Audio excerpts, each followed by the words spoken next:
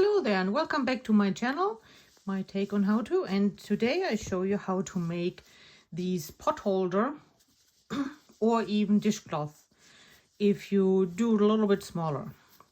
So what this is basically is it's called front post, back post. It makes kind of like an elastic piece, you know, you can use for cuffs as well, like this for a garment. Oh, excuse me, there we go. Something like that, or as a pot holder because it doubles basically the material and it gives you lots of buffer between a hot pan handle or a pot handle and your skin.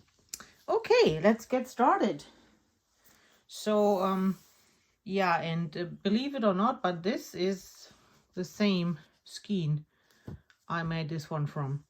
And that's what you get when you work with mill-ends. You get sometimes it's a connector, and then it's a different type of yarn. Okay, well, it is what it is. So you determine how big you want to make your piece. Like I said, for a dishcloth, I would go smaller, basically only this size. And make a chain according to the lengths you like. It doesn't have to be even number, just, you know, approximately the lengths, you know, you would like to work on. And then I see you in a moment. So here is my chain of 26 because I will be making a dishcloth now. And now we go back and put a row of double crochets on here.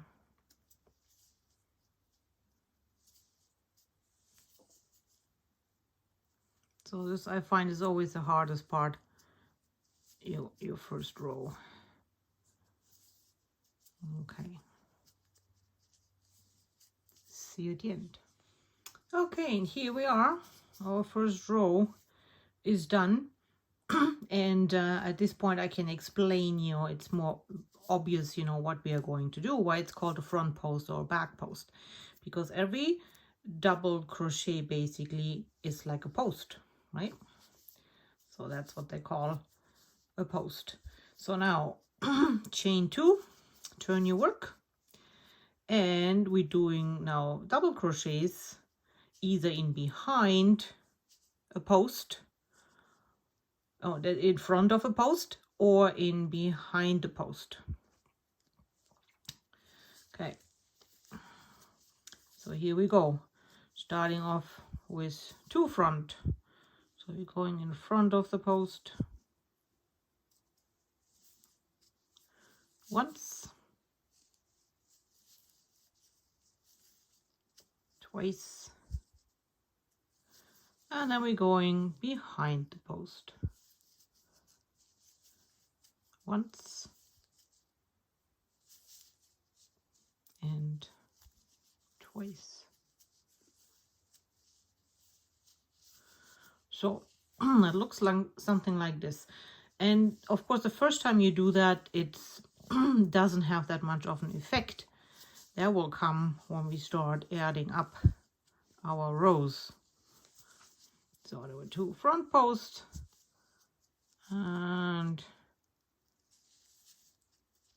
here are the 2 back posts, and behind there, pull through. Okay, it's becoming obvious now a little bit more. Okay, so finish the row like this. So here we are.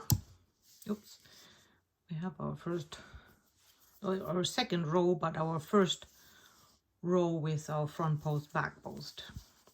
So chain 2, turn your work, and now you can see, you know, we have to go back post, right? So you just do exactly what has been done the previous row, and then we are having the front posts. It's very obvious. After a while you will easily see. Okay, and now we're back post again.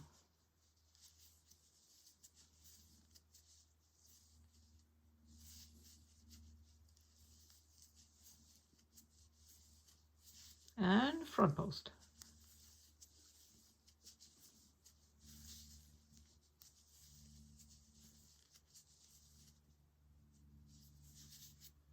There you go, super easy.